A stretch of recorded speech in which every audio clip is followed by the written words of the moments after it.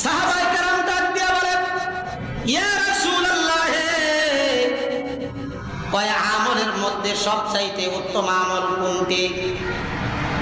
ওয়ানহু ক্বালা সুইলা রাসূলুল্লাহ সাল্লাল্লাহু আলাইহি ওয়াসাল্লাম আইয়ুল আমালি আফযালু ইয়া রাসূলুল্লাহ। হযরতে আবু হুরায়রা রাদিয়াল্লাহু তাআলা আনহু হাদিসটি বর্ণনা করেন। ইমাম বুখারী রাহমাতুল্লাহি আলাইহি, ইমাম মুসলিম রাহমাতুল্লাহি আলাইহি, বুখারী রাহমাতুল্লাহি আলাইহি তার বুখারী শরীফের মধ্যে হাদিসটা এনেছেন। ইমাম মুসলিম রাহমাতুল্লাহি আলাইহি তার মুসলিম শরীফের মধ্যে হাদিসটি এনেছেন। হযরতে আবু হুরায়রা রাদিয়াল্লাহু তাআলা আনহু বলেন, সাহাবায়ে কেরাম জিজ্ঞাসা করলেন, ইয়া রাসূলুল্লাহ, কয় আমলের মধ্যে উত্তম আমল কোনটা? আল্লাহর পয়গম্বর বলে, ক্বালা ঈমানু বিল্লাহি ওয়া রাসূলি। আল্লাহর পয়গম্বর বলে, কয় সর্বপ্রথম আল্লাহ এবং আল্লাহর রাসূলের উপর ঈমান আনা হইল সর্বোত্তম ইবাদত। সুবহানাল্লাহ বলবেন না? সর্বোত্তম ইবাদত, সর্বপ্রথম উত্তম আমল হইল আল্লাহর উপরে বিশ্বাস স্থাপন করা, তার রাসূলের উপরে বিশ্বাস স্থাপন করা। শুধু পয়গম্বরের উপরে নয়, 1 লক্ষ মতান্তরে 2,24,000 পয়গম্বর আল্লাহ দুনিয়ার জমিনে প্রেরণ করেছে। সমস্ত নবীদেরকে বিশ্বাস করা লাগবে। সাহাবায়ে কেরামের উপর বলেন, কিলা সুম্মা মাযা, এরপরে কোন আমল ইয়া রাসূলুল্লাহ? আল্লাহর পয়গম্বর বলেন, ক্বালা আল জিহাদু ফি সাবিলিল্লাহ। আল্লাহর পয়গম্বর বলে, এরপরে উত্তম আমল হইল আল্লাহর রাস্তায় জিহাদ করা। আল্লাহু আকবার। এরপর সাহাবায়ে কেরাম জিজ্ঞাসা করলেন, ইয়া রাসূলুল্লাহ, কিলা সুম্মা মাযা, এরপরে কোন আমল? আল্লাহর পয়গম্বর বলে, ক্বালা হাজ্জুম মাবরুর। পয়গম্বর ডাক দিয়া বলে, এরপরে হইল হজ্জে মাবরুর করা।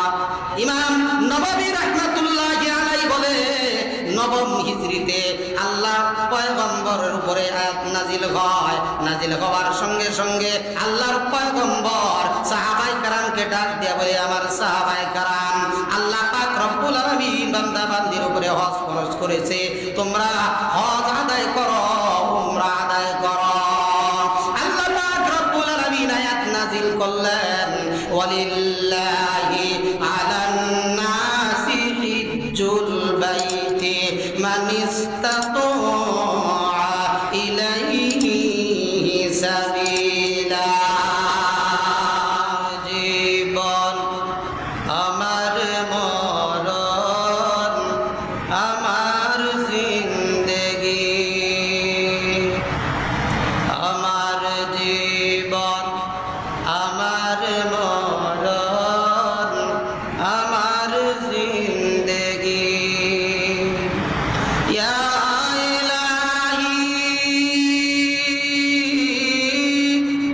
ইয়া ইলাহি, কবুল কর আমার বন্দেগি। আমার জীবন আমার মরণ আমার জিন্দেগি। আল্লাহ এক, এটা বিশ্বাস করি, অন্তরে বিশ্বাস করি, জবান দ্বারা স্বীকার করি আল্লাহ আমাদের রব। অন্তর দ্বারা বিশ্বাস করার কারণে আর জবান দ্বারা স্বীকৃতি দেওয়ার কারণে কিন্তু বান্দাকে কোটি কোটি টাকার মালিক হইতে হয় না। নামাজ আদায় করতে গেলে, বান্দা ইবাদত বন্দেগী করতে গেলে কিন্তু লক্ষ কোটি কোটি টাকার মালিক, গাড়ির মালিক আর বাড়ির মালিক হইতে হয় না। বান্দা আকেল হইতে হয়, বালেগ হইতে হয়। বান্দা যদিও গরিব, বান্দা যদিও ধনী, একটা তারে দাঁড়ায় নামাজ আদায় করে কোনো সমস্যা না। ধনী হওয়া শর্ত নয়। বান্দার উপরে রোজা ফরজ, বান্দার লক্ষ লক্ষ কোটি কোটি টাকার মালিক হওয়ার প্রয়োজন নাই। বান্দা যখন নাকি বালেগ হয়েছে, বালেগ আকেল বুদ্ধি সম্পন্ন ব্যক্তি যখন হবে, প্রত্যেক নর নারীর উপরে মহান রব্বুল আলামিন রোজাকে ফরজ করেছে। এই রোজার মতো ইবাদত বন্দেগী করতে গেলেও বান্দাকে লক্ষ কোটি কোটি টাকার মালিক হওয়া শর্ত। এরকম অনেকে বলে থাকে, ভাই রোজাটা রাখো, বলে আমার কি বাতের অভাব আছে? কি কর, আমার কি বাতের অভাব আছে যে আমি না খাইয়ে থাকবো? বলে না, অনেকেই বলে। ইসলামের 5টি বৃত্তির ভিতরে আরো 2টা বৃত্তি আছে, আরো 2টা খুঁটি আছে। এই 2টা খুঁটির মধ্যে যদি বান্দা প্রবেশ করতে হয়, মহান রব্বুল আলামিন ডাক দেয়া কয়, বান্দা ওই সমস্ত বান্দা বান্দিরা যাদেরকে আমি আল্লাহ সম্পদ দান করেছি, ওই সমস্ত সম্পদওয়ালা বান্দা বান্দিদেরকে 2টা ফরজ আদায় করা লাগবে। সুবহানাল্লাহ। যারা গরীব, যারা টাকাওয়ালা, যারা গাড়িওয়ালা, যারা বাড়িওয়ালা, যাদেরকে আল্লাহ টাকার মালিক বানাইছেন, যাদেরকে আল্লাহ গাড়ির মালিক বানাইছেন, যাদেরকে আল্লাহ বাড়ির মালিক বানাইছে, যাদেরকে আল্লাহ সম্পদ দান করেছে, তাদের উপরেই মহান রব্বুল আলামিন যাকাত ফরজ করেছে, তাদের উপরেই মহান রব্বুল আলামিন হজকে ফরজ করেছে। বলেন সুবহানাল্লাহ। ভাইরা আমার, আল্লাহ পাক রব্বুল আলামিন বান্দাকে সম্পদ দান করেছে। দান করার পরে বান্দার ফরজিয়াতগুলো আদায় করার জন্য বান্দাকে আল্লাহ পাক রব্বুল আলামিন সতর্কবাণী দিয়ে দিয়েছেন। এই হজ কখন থেকে ফরজ হয়? ইমাম নববী রাহমাতুল্লাহি আলাইহি বলে, নবম হিজরিতে আল্লাহ পয়গম্বরের উপরে আয়াত নাজিল হয়। নাজিল হওয়ার সঙ্গে সঙ্গে আল্লাহর পয়গম্বর সাহাবায়ে কেরামকে ডাক দিয়া বলে, আমার সাহাবায়ে কেরাম, আল্লাহ পাক রব্বুল আলামিন বান্দা বান্দির উপরে হজ ফরজ করেছে, তোমরা হজ আদায় করো, উমরা আদায় করো। আল্লাহ পাক রব্বুল আলামিন আয়াত নাজিল করলেন, ওয়ালিল্লাহি আলান নাসি হিজ্জুল বাইতি মান ইসতাতা ইলাইহি সাবিলা। আল্লাহ পাক রব্বুল আলামিন আয়াত নাযিল করলেন, ওয়ালিল্লাহি আলান নাসি হিজ্জুল বাইতি মান ইসতাতা ইলাইহি সাবিলা। তারা বাইতুল্লাহ শরীফ তওয়াফ করবে, আল্লাহর জন্য হজ করবে। আল্লাহু আকবার। এই হজগুলো বান্দার উপরে ফরজ।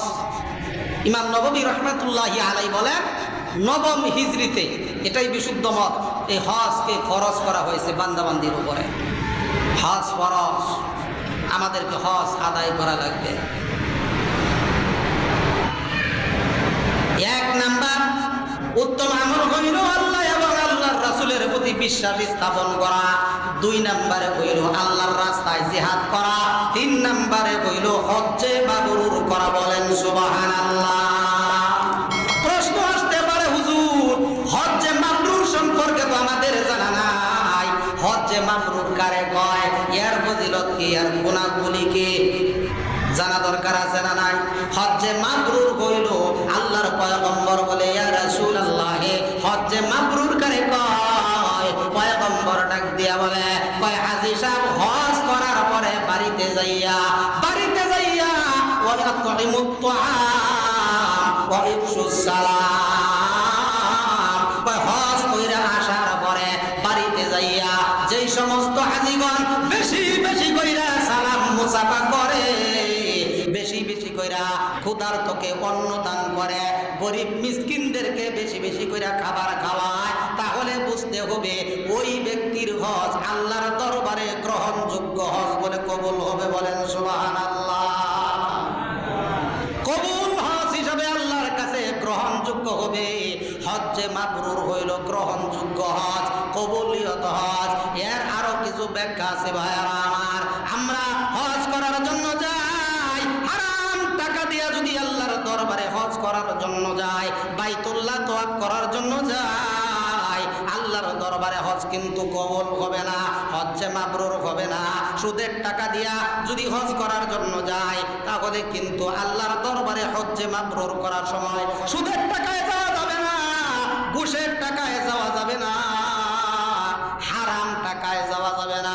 হালাল টাকা দিয়া, ইনটেক টাকা দিয়া হজ করার জন্য গেলে ওই সমস্ত বান্দা বান্দিরা আল্লাহ পাক রব্বুল আলামিন তাদেরকে কি পুরস্কার দিবে? যারা হজ্জে মাবরুর করবে, যাদের হজ আল্লাহর দরবারে কবুল হবে, তাদের কি অবস্থা? আল্লাহ পাক রব্বুল আলামিন তাদেরকে কেমন মেহমানদারি করবে? হযরতে আবু হুরায়রা রাদিয়াল্লাহু তাআলা আনহু হাদিস বর্ণনা করেন, ক্বালা রাসূলুল্লাহ সাল্লাল্লাহু আলাইহি ওয়াসাল্লাম, মান হাজ্জা লিল্লাহ লাম ইয়ারফুস ওয়া লাম ইয়াফসুক রাজাআ কায়াউমিন ওয়ালাদাতুহু উম্মুহু। আল্লাহর পয়গম্বর বলে, যারা হজ্জে মাবরুর গুলো করবে, যেই সমস্ত হাজীদের হজগুলো আল্লাহর দরবারে কবুল হবে, ওই সমস্ত হাজীদেরকে আল্লাহ পাক রব্বুল আলামিন এমন জান্নাতের মেহমান বানাইবেন, এমন নিষ্পাপ বানাইবেন যেন বান্দা আজকে এই মুহূর্তে মায়ের পেটের থেকে ভূমিষ্ঠ হইলে যেমন নিষ্পাপ থাকে, মহান আল্লাহ রব্বুল আলামিন বান্দাকে নিষ্পাপ বানায়া দেয়। আর হুজুরে বলেন সুবহানাল্লাহ, আল্লাহু আকবার। ভাইয়ের আমার, বড় কষ্ট লাগে। লক্ষ লক্ষ হাজী বিভিন্ন দেশের থেকে সোনার মক্কা মদিনায় যায় হজ করার জন্য যায়, বড় কষ্ট লাগে। আগে ছোট ঘুষখোরা ছিল, হজে যাওয়ার আগে ছোট ঘুষখোরা ছিল, এখন হজ করে আয়া দেখে আরো বেশি বেশি বড় বড় বান্ডিল খায়। আগে ছোট বান্ডিল খাইতো, এখন বড় বড় বান্ডিল খায়। আগে হারাম অল্প একটু খাইতো, এখন খাদি দইরা খায়। আছে না নাই? কথা কয় না? বাংলাদেশের ভিতরে বলে হাজি আছে, হাজি সাহেব হজ করার জন্য গেছে, কয় আগে যেরকম পাজি আছিল পাজি, এখন হজ কইরা আইসা আর চাইতে আরো বড় পাজি হইছে। আছে না নাই? কোনো পরিবর্তনই নাই। কয় আগে মাঝে মাঝে নামাজ পড়তো, এখন হজ কইরা আইসে দাঁড়াইয়া বসরাত করে। আগে মানুষের গালি দিত না, হজ কইরা আইসে এখন গালি দেয়। ক্ষেতের আইল কাটতো না, এখন আইল কাটটা নামাইয়া নাই, পাওয়ার বাইরে গেছে গা। হাজি সাহেব আছে না নাই? আপনাদের এই দিকে নাই, আমাদের ময়মনসিংহে মাঝে মাঝে দেখি। আগে কাঁচা দিত না, এখন কাঁচা দেয়, পাওয়ার বাইরে গেছে গা। আল্লাহ আমাদেরকে মাফ করুক। হজ কইরা আসার পরে পরিবর্তন হওয়া দরকার, ঠিক না? পরিবর্তন হওয়া দরকার, কিন্তু আমাদের ভিতরে পরিবর্তন নাই। আগেও নামাজ পড়তো না, এখনো নামাজ পড়ে না। আগেও মিথ্যা কথা ছাড়তো না, এখনো মিথ্যা কথা ছাড়ে নাই। সব বহাল আছে। আগেও ঘুষ খাইতো, এখনো ঘুষ খায়। আগেও সুদ খাইতো, এখনো সুদ খায়। আগেও হারাম খাইতো, হজ কইরা আসার পরে আরো বেশি কইরা খায়। আছে না নাই? তাহলে বুঝতে হবে এটা মূলত আল্লাহকে রাজি খুশি করার জন্য হজ করার জন্য যায় নাই, মানুষকে দেখানোর জন্য হজ করার জন্য গেছে। আল্লাহ রাব্বুল আলামিন ডাক দিয়া বলে, ওই সমস্ত বান্দা বান্দি যারা আছে, তারা ইবাদত বন্দেগী করবে, তারা যেন লোক দেখানোর ইবাদত বন্দেগী না করে। ফাওয়াইলুল লিল মুসাল্লিন আল্লাযীনা হুম আন সালাতিহিম সাহুন। লোক দেখানোর ইবাদত আল্লাহর দরবারে গ্রহণযোগ্য হবে না। যারা হজ করার জন্য যাবে, যারা নিয়ত করছে, তাদের ব্যাপারে আলোচনা করি। অনেক ভাই আছে নিয়ত করছে যাবে, আছে না নাই? নিয়ত করছে, কিন্তু হঠাৎ করে মালাকুল মউত আজরাইল এসে গেছে গা, মারা গেছে 1500 বছর আগে। সাহাবায়ে কেরাম আল্লাহর পয়গম্বরকে জিজ্ঞাসা করে, ইয়া রাসূলুল্লাহ, এক ভাই নিয়ত করছে সোনার মক্কা মদিনা হজ করার জন্য যাবে, কিন্তু এর আগেই তিনি দুনিয়া ছেড়ে চলে গেছেন, এখন কি করা দরকার? আল্লাহর পয়গম্বর বলে, তাহলে তোমার ভাই যদি ঋণ রাইখা মারা যাইতো, তাহলে তুমি কি সেটা পরিশোধ করতা নি? বলে হ্যাঁ হ্যাঁ পরিশোধ করতাম।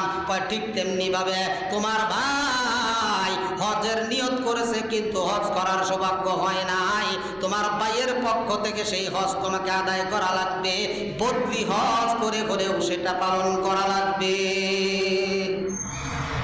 তার মানে এতটুকু বোঝা গেল বদলি হজ করা যাইতে পারে। আমরা যারা হজ করার জন্য যাব, হজের ভিতরে 5টা ওয়াজিব আছে, 5টা ওয়াজিব। হজ করা কিন্তু ফরজ।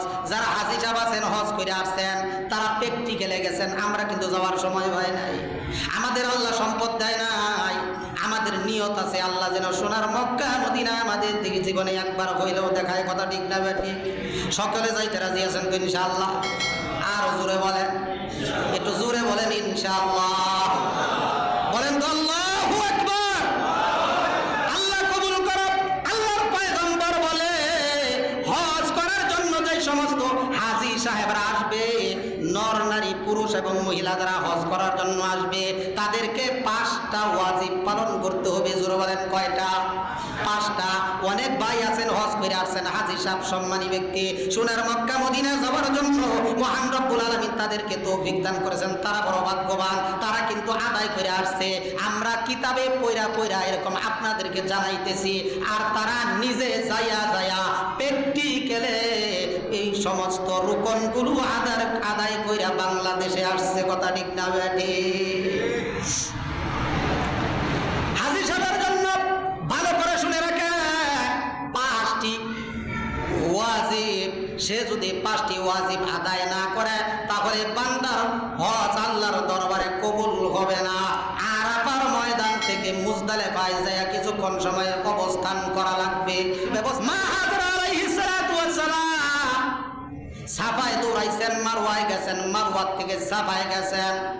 যে সমস্ত হাজী সাহেবরা হজ করার জন্য যায়, কয় তাদের কিন্তু 7টা চক্কর না দিলে কিন্তু আল্লাহর দরবারে হজ কবুল হবে না। 3 নম্বরে শয়তানকে কঙ্কর নিক্ষেপ করা লাগবে। 4 নম্বরে হইল বিদায়ী তওয়াফ করা লাগবে। সাফা মারওয়ায় দৌড়াবে, কঙ্কর নিক্ষেপ করবে, আরাফায় যাবে, মুজদালিফায় যাবে। এরকম ভাবে যখন আইসা পড়বে বিদায়ী তওয়াফ করবে।